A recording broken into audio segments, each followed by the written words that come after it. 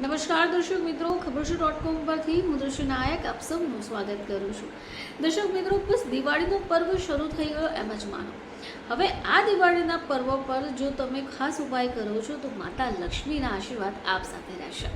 તો ધનતેરસથી લઈને દિવાળી સુધી માં લક્ષ્મીના વિધિ વિધાનની સાથે વિશેષ પૂજા કરવામાં આવે છે.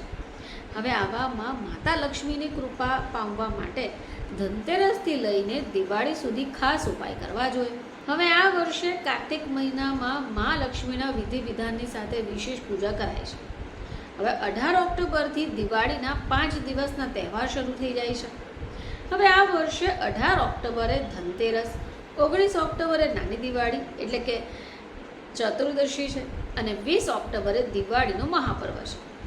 હવે આવામાં માતા લક્ષ્મીની કૃપા જો તમે ઈચ્છી રહ્યા છો તો તમારે આ ઉપાયો કરવા જોઈએ. તો ધનતેરસથી લઈને દિવાળી સુધી કયા ઉપાયો કરાશે? સૌથી પહેલાં આપણે વાત કરીએ શ્રી યંત્રની.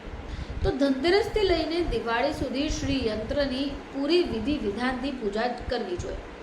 હવે આ યંત્રની પૂજા કરવાથી સુખ સમૃદ્ધિ વધે છે. એ સિવાય તુલસી પૂજન. તો તુલસીજીને માતા લક્ષ્મીનું સ્વરૂપ માનવામાં આવે છે, એટલે કે ધન સંપદા બનાવી રાખવા માટે ધનતેરસથી લઈને દિવાળી સુધી અને સવાર અને સાંજે તુલસીજીનું પૂજન કરવું જોઈએ અને દીપક પ્રગટાવવો જોઈએ. હવે આ સિવાય દાન ધર્મ કરવા. તો સનાતન ધર્મમાં દાનનું મહત્વ ખૂબ છે. આટલે જ માટે ધનતેરસથી લઈ દિવાળી સુધી કોઈ પણ ગરીબ કે જરૂરિયાતમંદ વ્યક્તિ હોય તો એને તમારા સામર્થ્ય અનુસાર દાન આપવું જોઈએ. તમે ઈચ્છો તો ભોજન, પાણી, વસ્ત્ર, ધન, ફળ, ઘી, વાસણ અને ધાણાના બીજ પણ આપી શકો છો. હવે એ સિવાય તમારે પૂજા પાઠ પણ અવશ્ય કરવા જોઈએ. ધનની દેવીને પ્રસન્ન કરવા માટે દરરોજ સવારે અને સાંજને સમયે ધનતેરસથી લઈને દિવાળી સુધી શ્રી લક્ષ્મી ચાલીસાનું પઠન કરવું જોઈએ.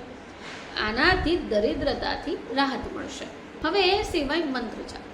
તો ધનતેરસથી લઈને દિવાળી સુધી મા લક્ષ્મીનો મંત્ર ઓમ શ્રીમ રીમ ક્લીમ શ્રીમ મહાલક્ષ્મી નમઃનું જાપ અવશ્ય કરવા જોઈએ.